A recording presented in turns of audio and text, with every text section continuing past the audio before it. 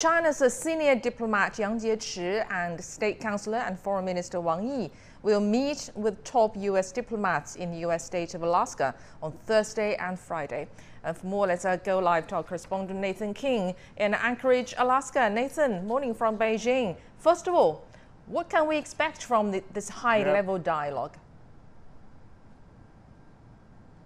Well, good afternoon here from Anchorage, Alaska, where you can see it's a beautiful afternoon, a little cold, and this mountain behind me is a good metaphor, if you like, because there is a mountain to climb when it comes to restoring and thawing US-China relations. And ahead of that, the White House has sort of been saying what they expect from the talks. We were on a background briefing earlier, and essentially what they're stressing is they don't see a big follow-up quickly with this meeting. They're calling it a one-off. They stressed that they wanted it on American soil here in Anchorage, Alaska, and also essentially saying that they wanted to meet allies in the region, obviously Japan and the Republic of Korea, but also hear from other allies in Europe, they stressed, before meeting with China. Now, while the rhetoric of the Trump administration has been turned down, I can tell you that the background briefing essentially follows a lot of the policies. There are no hints, for example, about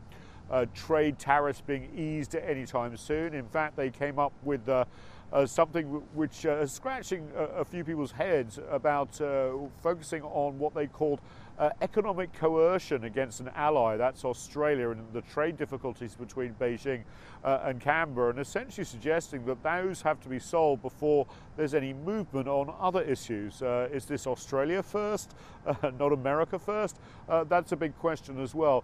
And essentially the White House saying that they're going to come here, present their ideas, their priorities, and also listen to China's priorities as well. They stress they want to talk about human rights in areas that China considers sovereign, including Xinjiang and Hong Kong. They mentioned Taipei, obviously, but also they want to talk about cybersecurity issues as well. And the language used by White House officials, while slightly more diplomatic, it just has the same sort of cutting edge as the Trump administration as well. So don't see things changing quite soon. Now, obviously, China will come with its own list of issues and has said that they don't like the fact that the US is inventing these ad hoc institutions like the Quad to go around multilateral institutions that have served Asia and the world well, like ASEAN and the United Nations, etc.